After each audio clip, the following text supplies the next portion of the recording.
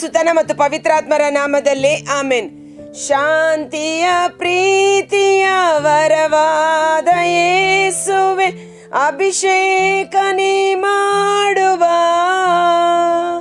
ಕ್ಷಮೆಯನ್ನು ನೀಡಲು ಕಷ್ಟವ ಸಹಿಸಲು ಮನಸ್ಸಿಗೆ ಬಲ ನೀಡುವ, ಪರಿಶುದ್ಧಾತ್ಮನೇ ನಿನ್ನ ಸಂಗವು ಸಂತೋಷ ಸಂತೋಷವೇ, ನೊಂದು ನಾ ಬೆಂದಾಗ ನಿನ್ನ ಸ್ಪರ್ಶವು ಆನಂದ ಆನಂದವೇ.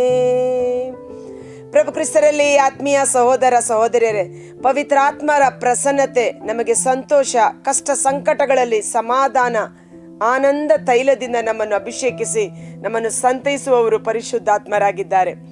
ಈ ದಿನದ ಮುಂಜಾನೆಯ ಜೀವಸ್ವರ ಪ್ರೇಷಿತರ ಕಾರ್ಯಕಲಾಪಗಳು 18ನೇ ಅಧ್ಯಾಯ ವಚನ 12ರ ಮೇಲ್ಪಟ್ಟು ಪವಿತ್ರಾತ್ಮರ ಕಾರ್ಯಕಲಾಪಗಳು. Very good. ರಾಜ್ಯಪಾಲ ಗಲ್ಲಿಯೋನ ಮುಂದೆ ಪೌಲ.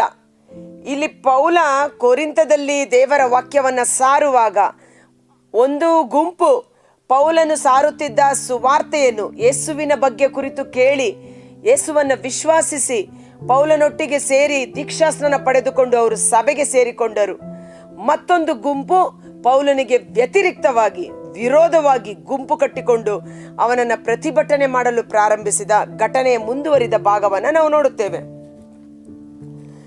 ಗಲ್ಲಿಯೋ ಎಂಬುವನು 18-12 ಅಖಾಯದಲ್ಲಿ ರಾಜ್ಯಪಾಲನಾಗಿದ್ದಾಗ ಯಹೂದ್ಯರು ಪೌಲನ ವಿರುದ್ಧ ಒಟ್ಟುಗೂಡಿ ಅವನನ್ನು ಬಂಧಿಸಿ ನ್ಯಾಯಸ್ಥಾನಕ್ಕೆ ಕೊಂಡೊಯ್ದರು.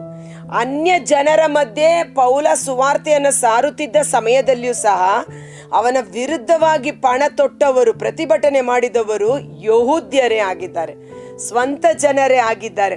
ಅದಕ್ಕೆ ಪ್ರಭು ಯೇಸು ಹೇಳಿದ್ದು, ಯಾವ ಪ್ರವಾದಿಗೂ ಸ್ವಂತ ಗ್ರಾಮದಲ್ಲಿ ಸ್ವಂತ ಜನರ ನಡುವೆ ಮರ್ಯಾದೆ ಸಿಗುವಂತಿಲ್ಲ ಎಂಬುದಾಗಿ. ಇಲ್ಲಿ ಅನ್ಯ ಜನರು ಯೇಸುವನ್ನ ಸ್ವೀಕರಿಸಿಕೊಳ್ಳುತ್ತಿರುವಾಗ ಯಹೂದ್ಯರು ಪೌಲನಿಗೆ ವಿರೋಧವಾಗಿ ಕಾರ್ಯ ಮಾಡಿದ್ದನ್ನು ನೋಡುತ್ತೇವೆ. ಧರ್ಮಶಾಸ್ತ್ರಕ್ಕೆ ವ್ಯತಿರಿಕ್ತವಾದ ರೀತಿಯಲ್ಲಿ ದೇವರನ್ನು ಆರಾಧಿಸುವಂತೆ ಈ ಮನುಷ್ಯ ಜನರನ್ನು ಪ್ರೇರೇಪಿಸುತ್ತಾ ಇದ್ದಾನೆ ಎಂದು ಅಲ್ಲಿ ದೂರಿತ್ತರು. ಪೌಲನು ಮಾತನಾಡಬೇಕೆಂದಿರುವಾಗ ಗಲ್ಲಿಯೋ ಯಹೂದ್ಯರನ್ನು ಸಂಬೋಧಿಸಿದನು. ಇಲ್ಲಿ ನಿಮ್ಮನ್ನು ನ್ಯಾಯಸ್ಥಾನದ ಮುಂದೆ, ಅಧಿಕಾರಿಗಳ ಮುಂದೆ ಎಳೆದು ತಂದು ಒಪ್ಪಿಸುವರು, ಕೊರಡೆಗಳಿಂದ ನಿಮ್ಮನ್ನು ಒಡೆಯುವರು.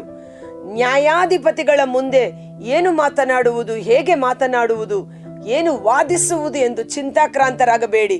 ಅದೇ ಗಳಿಗೆಯಲ್ಲಿ ನಿಮ್ಮೊಳಗೆ ವಾಸ ಮಾಡುವ ಪರಿಶುದ್ಧಾತ್ಮರು ಮಾತನಾಡುವರು ಎಂದು. ಆದ ಕಾರಣ ಪೌಲನು ಪವಿತ್ರಾತ್ಮ ಭರಿತನಾಗಿ ನ್ಯಾಯಾಧಿಪತಿಯ ಮುಂದೆ ಮಾತನಾಡಲು ಬಾಯಿ ತೆಗೆಯುವುದಕ್ಕೆ ಮೊದಲೇ ದೇವರ ಆತ್ಮ ಅಲ್ಲಿ ಕಾರ್ಯ ಮಾಡುವುದನ್ನು ನಾವು ನೋಡುತ್ತೇವೆ. Praise the Lord, hallelujah. ದೇವನಿಗೂ ಅವನ ಅಭಿಷಕ್ತನಿಗೂ ವಿರುದ್ಧವಾಗಿ ಜನರು ಯಾಕೆ ಕುತಂತ್ರ ಮಾಡುತ್ತಾರೆ, ವ್ಯರ್ಥವಾದ ಆಲೋಚನೆಯನ್ನು ಮಾಡುತ್ತಾರೆ. ಇದನ್ನು ನೋಡಿ ಪರಲೋಕದ ಪಿತನು ನಗುವನು. ಆ ಮನುಷ್ಯರ ಕುತಂತ್ರಗಳನ್ನು, ಅವರ ಆಲೋಚನೆಗಳನ್ನು ವ್ಯರ್ಥ ಮಾಡುವರು. ಆದ ಕಾರಣ ಇವತ್ತು ದೇವರ ಮಕ್ಕಳು, ದೇವರ ಸೇವಕರು, ಪ್ರತಿಯೊಬ್ಬ ಕ್ರೈಸ್ತರು ಸಂಪೂರ್ಣವಾಗಿ ನಮ್ಮ ವಿಶ್ವಾಸವನ್ನ ಯೇಸುವಿನಲ್ಲಿ ಇಡೋಣ. ನಮಗೆ ವಿರುದ್ಧವಾಗಿ ಶತ್ರುಗಳು ಮಾಡುವ ಕುತಂತ್ರಗಳು, ಅವರ ದುರಾಲೋಚನೆಗಳನ್ನ ವ್ಯರ್ಥ ಮಾಡುವಂತೆ ದೇವರು ನಮ್ಮ ಪರವಾಗಿ ಹೋರಾಡುವವರಾಗಿದ್ದಾರೆ. ಆಮೇನ್ ಎಂದು ಟೈಪ್ ಮಾಡುವ. ನನ್ನ ಯೇಸು ನನ್ನ ರಕ್ಷಕ, ನನ್ನ ಪರವಾಗಿ ಯುದ್ಧ ಮಾಡುವ ದೇವರು, ಯೆಹೋವ ನಿಸ್ಸಿ ನನಗೆ ಜಯವನ್ನು ಕೊಡುವ ದೇವರು. ಆಮೇನ್ ಎಂದು ನೀವು ಟೈಪ್ ಮಾಡಿ. ಈ ವಾಕ್ಯವನ್ನು ನಾವು ಆಮೇನ್ ಎಂದು ಸ್ವೀಕರಿಸುವಾಗ ಈ ದಿನ ನೀವು ಎದುರಿಸುತ್ತಿರುವ ಹೋರಾಟದಲ್ಲಿ ಜಯ ನಮ್ಮದಾಗಿರುತ್ತದೆ. ಕಾರಣ ಇಲ್ಲಿ ಪೌಲನ ವಿರುದ್ಧ ಸ್ವಂತ ಜನರು ಯಹೂದ್ಯರೇ ಪ್ರತಿಭಟನೆ ಮಾಡಿ ಪೌಲ ವಾದಿಸಬೇಕೆನ್ನುವ ಸಮಯದಲ್ಲಿ ಪವಿತ್ರಾತ್ಮರು ಹೇಗೆ ಕಾರ್ಯ ಮಾಡುತ್ತಾರೆ, ಇದು ಬಹಳ ಮುಖ್ಯ. ಅವನು ಮಾತನಾಡುವುದಕ್ಕೆ ಮೊದಲೇ, ಪೌಲನು ಮಾತನಾಡಬೇಕೆಂದಿರುವಾಗ ಗಲ್ಲಿಯೋ, ಆ ನ್ಯಾಯಾಧಿಪತಿ ಗಲ್ಲಿಯೋ ಎದ್ದು ನಿಂತು ಯಹೂದ್ಯರನ್ನು ಸಂಬೋಧಿಸಿ, ಯಹೂದ್ಯರೇ, ಅನ್ಯಾಯವಾಗಲಿ ಅಕ್ರಮವಾಗಲಿ ನಡೆದಿದ್ದ ಪಕ್ಷದಲ್ಲಿ ನಿಮ್ಮ ಆಪಾದನೆಗಳನ್ನು ತಾಳ್ಮೆಯಿಂದ ಕೇಳಬೇಕಾದದ್ದು ಸರಿಯಷ್ಟೇ. ನಿಮಗೇನೋ ಅನ್ಯಾಯ ಆಗಿದೆ, ನಿಮಗೆ ಮೋಸ ಆಗಿದೆ, ನಿಮಗೆ ವಂಚನೆ ಆಗಿದೆ, ನಿಮಗೆ ನೋವಾಗಿದೆ ಅನ್ನುವಾಗ ನಾನು ನ್ಯಾಯ ನಿರ್ಣಯ ಮಾಡಬೇಕು ಆ ಕೇಸನ್ನು ತೆಗೆದುಕೊಂಡು. ಆದರೆ ಇದು ನೀವು ನನ್ನ ಮುಂದೆ ತಂದಿರುವ ಈ ವಿಷಯ ನಾಮ ನೇಮಗಳಿಗೆ ಹಾಗೂ ನಿಮ್ಮ ಧರ್ಮಶಾಸ್ತ್ರಕ್ಕೆ ಸಂಬಂಧಪಟ್ಟ ಪ್ರಶ್ನೆ. ಪೌಲನನ್ನು ಅವರು ಕರೆದುಕೊಂಡು ಹೋಗಿ ನ್ಯಾಯಾಧಿಪತಿಯ ಮುಂದೆ ನಿಲ್ಲಿಸಿರುವುದಾದರೂ ಯಾತಕ್ಕಾಗಿ? ಧರ್ಮಶಾಸ್ತ್ರಕ್ಕೆ ವ್ಯತಿರಿಕ್ತವಾದ ರೀತಿಯಲ್ಲಿ, ಈ ಧರ್ಮಶಾಸ್ತ್ರಕ್ಕೆ ವಿರೋಧವಾದ ರೀತಿಯಲ್ಲಿ ಬೇರೊಬ್ಬ ದೇವರನ್ನು ಆರಾಧಿಸಿರಿ ಎಂದು ಈತ ನಮಗೆ ಪ್ರೇರೇಪಣೆ ನೀಡುತ್ತಿದ್ದಾನೆ, ಈತ ನಮಗೆ ಪ್ರಚೋದನೆ ಮಾಡುತ್ತಿದ್ದಾನೆ ಎಂಬುದಾಗಿ. ಸೊ ಇವರು ಆ ಗಲ್ಲಿಯೋ ಎಂಬ ಒಂದು ನ್ಯಾಯಾಧಿಪತಿಯ ಮುಂದೆ ತೆಗೆದುಕೊಂಡು ಹೋಗಿದ್ದಂಥ ವಿಷಯ ಧರ್ಮಶಾಸ್ತ್ರಕ್ಕೆ, ನಮ್ಮ ಆಧ್ಯಾತ್ಮಿಕ ಜೀವನಕ್ಕೆ, ದೇವರಿಗೆ ಸಂಬಂಧಪಟ್ಟ ವಿಷಯವಾದ ಕಾರಣ ಆ ನ್ಯಾಯಾಧಿಪತಿ ಎಷ್ಟು ಜಾಣ್ಮೆಯಿಂದ ಇಲ್ಲಿ ವರ್ತಿಸುತ್ತಾರೆ ನೋಡಿ. ಆದ ಕಾರಣ ಇವತ್ತು ಅನೇಕರು ಕೋರ್ಟ್ ಕೇಸ್ಗಳಿಗೆ ನ್ಯಾಯಕ್ಕಾಗಿ ನೀವು ಹೋರಾಡ್ತಾ ಇರ್ಬೋದು. ಭಯಪಡಬೇಡಿ, ಆ ನ್ಯಾಯಾಧಿಪತಿಗಳಲ್ಲಿ ದೇವರಾತ್ಮ ವಶಪಡಿಸಿಕೊಂಡು ನಮಗೆ ಬೇಕಾದ ನ್ಯಾಯವನ್ನು ಒದಗಿಸಿಕೊಡಲು ಶಕ್ತರಾಗಿದ್ದಾರೆ. ಆಮೇನ್. ಇವತ್ತು ಯಾರೆಲ್ಲ ಕೋರ್ಟ್ ಕೇಸಲ್ಲಿ ಅಥವಾ ನಮಗೆ ಯಾರೂ ಸಹಾಯ ಮಾಡುವವರಿಲ್ಲವಲ್ಲ, ನಮ್ಮ ಪರವಾಗಿ ವಾದಿಸುವವರು ಯಾರೂ ಇಲ್ಲವಲ್ಲ, ನಮಗೆ ಜಯ ದೊರಕುವುದಾದರೂ ಹೇಗೆ ಎಂದು ನೀವು ಕಳವಳದಿಂದಿರಬಹುದು. ಯಾವ ನ್ಯಾಯಾಧಿಪತಿಯ ಮುಂದೆ ನೀವು ಕೈಕಟ್ಟಿ ನಿಲ್ಲುತ್ತೀರೋ ಅದೇ ನ್ಯಾಯಾಧಿಪತಿಯ ಮೂಲಕ ದೇವರು ನಮಗೆ ನ್ಯಾಯವನ್ನು ಕೊಡಲು ಶಕ್ತರಾಗಿದ್ದಾರೆ. ಆಮೇನ್. ನೋಡಿ, ಇದು ಮುಂದಕ್ಕೆ ನೋಡಿ. ಇದನ್ನು ನಿಮ್ಮಲ್ಲೇ ಇತ್ಯರ್ಥ ಮಾಡಿಕೊಳ್ಳಿ. ನಿಮ್ಮ ಧರ್ಮಶಾಸ್ತ್ರಕ್ಕೆ ಸಂಬಂಧಪಟ್ಟ ವಿಷಯವಾದ ಕಾರಣ ಇದನ್ನು ನಿಮ್ಮಲ್ಲೇ ಇತ್ಯರ್ಥ ಮಾಡಿಕೊಳ್ಳಿ. ಇಂಥ ವಿಷಯಗಳನ್ನು ವಿಚಾರಣೆ ಮಾಡಲು ನನಗೆ ಮನಸ್ಸಿಲ್ಲ ಎಂದು ಹೇಳಿ ಅವರನ್ನು ನ್ಯಾಯಸ್ಥಾನದಿಂದ ಹೊರಗಟ್ಟಿದನು. ಆಗ ಅವರೆಲ್ಲರೂ ಪೌಲನ ವಿರುದ್ಧ ಕೋಪೋದ್ರಿಕ್ತರಾಗಿದ್ದ ಜನರ ಗುಂಪು ಆ ಪ್ರಾರ್ಥನಾ ಮಂದಿರದ ಅಧಿಕಾರಿಯೊಡನೆ ಸೇರಿ ನ್ಯಾಯಾಧಿಪತಿಯ ಮುಂದೆ ಬಂದಿದ್ದರು. ನೋಡಿ, ಅವ್ರಿಗೆಲ್ಲ ಪೌಲನ ಮೇಲಿದ್ದ ಕೋಪವನ್ನ ದೇವರಾತ್ಮ ಅವರ ಪ್ರಾರ್ಥನಾ ಮಂದಿರದ ಅಧಿಕಾರಿಯ ಮೇಲೆ, ಅವರಿಗೆ ಲೀಡರ್ ಆಗಿ ಯಾರು ಮುನ್ನಡೆಸಿ ಕರೆದುಕೊಂಡು ಬಂದಿದ್ದರೋ ಅವರ ಮೇಲೆ ಆ ಬಾಣವನ್ನ ತಿರುಗಿಸಿ ಬಿಡುತ್ತಾರೆ. ಅರ್ಥ ಆಗ್ತಿದೆಯಲ್ಲ ನಿಮಗೆ? ಈಗ ಪೌಲನಿಗೆ ಬಂದು ಅವರು ಬಾಣ ಎಸೆಯಲಿದ್ದರು, ಆದರೆ ರಾಜನ ಮನಸ್ಸು ದೇವರ ಕೈಯಲ್ಲಿ. ನೀರನ್ನ ತನ್ನ ಚಿತ್ತಕ್ಕನುಗುಣವಾಗಿ ಕಾಲುವೆಗಳಲ್ಲಿ ಹರಿದು ಬರುವ ನೀರನ್ನ ತಡೆ ಹಿಡಿದು ತನ್ನ ಚಿತ್ತಕ್ಕನುಗುಣವಾಗಿ ಕಾಲುವೆಗಳಲ್ಲಿ ಹರಿಸಲು ಶಕ್ತನಾದ ದೇವರು ಆ ಜನರ ಮನಸ್ಸನ್ನ ಬಂಧಿಸಿ ಪೌಲನ ಮೇಲಿದ್ದ ಕೋಪ ರೋಷವನ್ನ ಅಧಿಕಾರಿಯ ಮೇಲೆ, ಪ್ರಾರ್ಥನಾ ಮಂದಿರದ ಅಧಿಕಾರಿ, ದಟ್ ಮೀನ್ಸ್ ಅವರನ್ನ ಪ್ರಿಪೇರ್ ಮಾಡಿ, ಅವರನ್ನ ಗುಂಪು ಕಟ್ಟಿ, ಅವರನ್ನ ಪ್ರಚೋದಿಸಿ ಪೌಲನಿಗೆ ವಿರುದ್ಧವಾಗಿ ಕರೆದುಕೊಂಡು ಬಂದ ವ್ಯಕ್ತಿ ಅವರನ್ನು ನ್ಯಾಯಸ್ಥಾನದಿಂದ ಹೊರಗಟ್ಟಿದನು. ಆಗ ಅವರೆಲ್ಲರೂ ಪ್ರಾರ್ಥನಾ ಮಂದಿರದ ಅಧ್ಯಕ್ಷ ಸೋಸ್ಥೇನನನ್ನು ಬಂಧಿಸಿ ನ್ಯಾಯಸ್ಥಾನದ ಮುಂದೆಯೇ ಹೊಡೆದರು. ಗಲ್ಲಿಯೋ ಇದೊಂದನ್ನು ಲಕ್ಷಿಸಲಿಲ್ಲ. Praise the Lord. Hallelujah, hallelujah. Galileo ಇದೊಂದನ್ನು ಲಕ್ಷಿಸಲಿಲ್ಲ.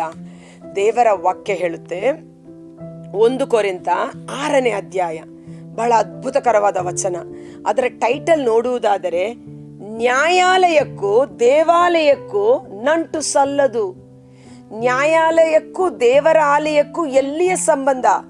ದೇವರ ಆಲಯದ ಕುರಿತು, ದೇವರ ಸೇವೆಯ ಕುರಿತು ಸಮಸ್ಯೆಗಳು ಬಂದಾಗ ಅದನ್ನು ನೀವು ನ್ಯಾಯಾಲಯಕ್ಕೆ ಕೊಂಡೊಯ್ಯುವುದು ಎಷ್ಟರ ಮಟ್ಟಿಗೆ ನ್ಯಾಯ? ಅದು ಸಲ್ಲದು, ಅದು ಕೂಡದು ಎಂದು ಖಡಾಖಂಡಿತವಾಗಿ ಪೌಲನು ಹೇಳುವಂತ ಮಾತು.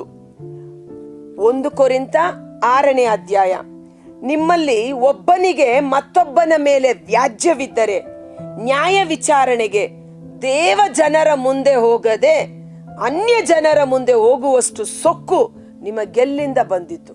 ನೋಡಿ, ಒಬ್ಬನ ಮೇಲೆ ಮತ್ತೊಬ್ಬನಿಗೆ ವ್ಯಾಜ್ಯವಿದ್ದರೆ ದೇವರ ಮಕ್ಕಳು, ಕ್ರೈಸ್ತರು ಎಲ್ಲಿ ಹೋಗಬೇಕು? ದೇವಜನರ ಮುಂದೆ ಹೋಗಬೇಕು. ಅದಕ್ಕಾಗಿ ಗುರುಗಳಿದ್ದಾರೆ, ದೇವರ ಆಲಯ ಇದೆ, ಧರ್ಮ ಕೇಂದ್ರ ಇದೆ. ಅದನ್ನ ಬಿಟ್ಟು ಅನ್ಯ ಜನರ ಮುಂದೆ ಪೊಲೀಸ್ ಸ್ಟೇಷನ್, ಕೋರ್ಟು, ಕೇಸು ಅಂತ ಹೋಗುವಾಗ ನಿಮಗೆ ಎಲ್ಲಿಯ ಸೊಕ್ಕು? ನೀವು ಅಹಂಕಾರಿಗಳಾಗಿದ್ದೀರಿ ಅನ್ನುವ ರೀತಿಯಲ್ಲಿ ದೇವಜನರು ಈ ಲೋಕಕ್ಕೆ ನ್ಯಾಯ ತೀರ್ಪು ಮಾಡುತ್ತಾರೆ ಎಂದು ನಿಮಗೆ ತಿಳಿಯದೋ? ಲೋಕವೇ ನಿಮ್ಮಿಂದ ತೀರ್ಪು ಪಡೆಯಬೇಕಾಗಿರುವಲ್ಲಿ ಸಣ್ಣ ಪುಟ್ಟ ವಿಷಯಗಳನ್ನು ತೀರ್ಮಾನಿಸಿಕೊಳ್ಳಲು ನೀವು ಅಸಮರ್ಥರೋ? ದೇವದೂತರಿಗೂ ನಾವು ನ್ಯಾಯ ತೀರ್ಪು ಮಾಡುವೆನೆಂದು ನಿಮಗೆ ತಿಳಿಯದೋ? ಹೀಗಿರುವಲ್ಲಿ ಈ ಜೀವನದ ಸಮಸ್ಯೆಗಳನ್ನು ಕುರಿತು ನ್ಯಾಯ ತೀರ್ಪು ಮಾಡುವುದು ಎಷ್ಟೋ ಸುಲಭವಲ್ಲವೇ? ಇಂಥ ವಿಷಯಗಳು ತಲೆದೋರಿದಾಗ ಧರ್ಮಸಭೆಯಿಂದ ಮಾನ್ಯತೆ ಪಡೆಯದವರನ್ನು ಏಕೆ ನ್ಯಾಯ ತೀರ್ಪುಗಾರರನ್ನಾಗಿ ಮಾಡುತ್ತೀರಿ? ಇದು ನಾಚಿಕೆಗೇಡು. ಸಹೋದರರ ವ್ಯಾಜ್ಯವನ್ನು ತೀರ್ಮಾನಿಸಬಲ್ಲ ಜಾಣನು ನಿಮ್ಮಲ್ಲಿ ಒಬ್ಬನೂ ಇಲ್ಲವೇ? ಸಹೋದರನು ಸಹೋದರನ ವಿರುದ್ಧ ನ್ಯಾಯಾಲಯಕ್ಕೆ ಹೋಗುವುದು ಅದು ಅವಿಶ್ವಾಸಿಗಳ ಮುಂದೆ ಹೋಗುವುದು ಸರಿಯೇ? ಮೊನ್ನೆ ದಿನ ನಮ್ಮ RRC ಧ್ಯಾನ ಕೇಂದ್ರಕ್ಕೆ ಒಂದು ಕುಟುಂಬ ಬಂದಿತ್ತು. ಗಂಡ ಹೆಂಡತಿ, ಮುದ್ದಾದ 4 ತಿಂಗಳ ಮಗು. ಡೆಲಿವರಿಗೆ ಹೆಂಡತಿ ಮನೆಗೆ ಹೋದ ಮೇಲೆ 2 ಕುಟುಂಬಗಳ ನಡುವೆ ಭಿನ್ನಾಭಿಪ್ರಾಯ, ಘರ್ಷಣೆ, ಬೇಡವೇ ಬೇಡ ಅನ್ನುವಷ್ಟರ ಮಟ್ಟಿಗೆ ಹಠ, ರೋಷ, ದ್ವೇಷ, ಕೋಪ, ಕೆಟ್ಟ ಮಾತುಗಳು. ಆ ಹಿನ್ನೆಲೆ ಆ 2 ಕುಟುಂಬಸ್ಥರು ಮಾಡಿದ ಕೆಲಸ ಅಂತಹ ಒಂದು ಸಂದಿಗ್ಧ ಪರಿಸ್ಥಿತಿಯಲ್ಲಿ ಯಾರ ಮುಂದೆನೂ ನ್ಯಾಯಕ್ಕೆ ಹೋಗದೆ ಗಂಡು ಮತ್ತು ಹೆಣ್ಣಿನ 2 ಕುಟುಂಬಸ್ಥರು ಅವರು ನೇರ ಬಂದಿದ್ದು RRC ಧ್ಯಾನ ಕೇಂದ್ರಕ್ಕೆ. ಅಕ್ಕ, ನಮಗೆ ಈ ಸಮಸ್ಯೆ ಬಗೆಹರಿಸಬೇಕು, 2ರಲ್ಲೊಂದು ತೀರ್ಮಾನ ಆಗಬೇಕು ಅನ್ನುವ ರೀತಿಯಲ್ಲಿ ನಾನು ಹೇಳಿದೆ, ಮೊದಲು ಮಧ್ಯಸ್ಥಿಕೆ ಪ್ರಾರ್ಥನೆಯಲ್ಲಿ ಕುಳಿತುಕೊಳ್ಳಿ, ಬಲಿಪೂಜೆಯಲ್ಲಿ ಭಾಗವಹಿಸಿ, ಊಟ ಮಾಡಿ, ತದನಂತರ ನಾನು ನಿಮ್ಮೊಟ್ಟಿಗೆ ಮಾತನಾಡುತ್ತೇನೆ. ಪವಿತ್ರಾತ್ಮರು ಕಾರ್ಯ ಮಾಡಿದರು. ಅದ್ಭುತಕರವಾದ ರೀತಿಯಲ್ಲಿ ಪರಿಶುದ್ಧಾತ್ಮರು ಕಾರ್ಯ ಮಾಡಿದರು. 2 ಕಡೆ ಅಷ್ಟು ಜಿದ್ದಾಜಿದ್ದಿಯಲ್ಲಿ ಬಂದಂತ ಕುಟುಂಬ. ಯಾವಾಗ ಅವರು ದೇವರ ಸನ್ನಿಧಾನದಲ್ಲಿ ಮೊಣಕಾಲೂರಿ ಮಧ್ಯಸ್ಥಿಕೆ ಪ್ರಾರ್ಥನೆ ಮಾಡಿ, ಬಲಿಪೂಜೆಯಲ್ಲಿ ಭಾಗವಹಿಸಿ, ಅಭಿಷೇಕದ ಊಟ ಮಾಡಿ, ತದನಂತರ 2 ಕುಟುಂಬವನ್ನ ಸಪ್ರೇಟ್ ಆಗಿ ಮಾತನಾಡಿ, ದೇವರಾತ್ಮ ಅವರಲ್ಲಿ ಕಾರ್ಯ ಮಾಡಿ, ಇಲ್ಲಿಂದ ಮರಳಿ ಹೋಗುವಾಗ ಸಂತೋಷದಿಂದ ಪ್ರೀತಿ ವಿಶ್ವಾಸದಲ್ಲಿ ಒಟ್ಟಾಗಿ ಆ ಕುಟುಂಬ ಅವರ ಮನೆಗೆ ತೆರಳಿದರು. ದೇವರಿಗೆ ಸಾಕ್ಷಿಯಾಗಿ ದೇವರು ಆ ಕುಟುಂಬವನ್ನ ಮಾರ್ಪಡಿಸಿದರು. ಅನ್ಯ ಜನರ ಬಳಿಗೆ ಹೋಗಲು ನಿಮಗೆ ಎಷ್ಟು ಸೊಕ್ಕು. ಆದ ಕಾರಣ ಇವತ್ತು ನಾವು ಸಣ್ಣ ಪುಟ್ಟ ವಿಷಯಗಳಿಗೆ ಅನ್ಯ ಜನರ ಮುಂದೆ ಈ ಲೋಕದ ಲೌಕಿಕವಾದ ರೀತಿಯಲ್ಲಿ ನ್ಯಾಯಕ್ಕಾಗಿ ಹೋರಾಡದೆ ದೇವರ ಮಾರ್ಗದಲ್ಲಿ ನ್ಯಾಯಕ್ಕಾಗಿ ಹೋರಾಡುವಾಗ ದೇವರು ಅವನಿಗೆ ನ್ಯಾಯ ನೀತಿಯನ್ನು ಒದಗಿಸಿಕೊಡುತ್ತಾರೆ. ಕರ್ತರಾದ ಯೇಸುವೇ, ಮುಂಜಾನೆ ಜೀವಸ್ವರವನ್ನು ಆಲಿಸುತ್ತಿರುವ ಪ್ರತಿಯೊಬ್ಬ ಸಹೋದರ ಸಹೋದರಿಯರು, ಅವರ ಕುಟುಂಬಗಳನ್ನು ನಿಮ್ಮ ಬಲಾಢ್ಯವಾದ ಗಾಯಗೊಂಡ ಕರಗಳಿಗೆ ಸಮರ್ಪಿಸುತ್ತೇನೆ. 2 ಕೊರಿಂಥ 10ನೇ ಅಧ್ಯಾಯ ವಚನ 3-5 ನಾವು ಈ ಪ್ರಪಂಚದಲ್ಲಿ ಬಾಳುತ್ತಿದ್ದರೂ ನಮ್ಮ ಹೋರಾಟ ಪ್ರಾಪಂಚಿಕವಾದ ರೀತಿಯಲ್ಲಿ ಅಲ್ಲ. ನಾವು ಬಳಸುವ ಆಯುಧಗಳು ಮಾನವ ನಿರ್ಮಿತವಾದ ಆಯುಧಗಳಲ್ಲ. ಬದಲಿಗೆ ನಾವು ಬಳಸುವ ಆಯುಧಗಳು ದೇವರ ಶಕ್ತಿಯಿಂದ ಕೂಡಿದ್ದು.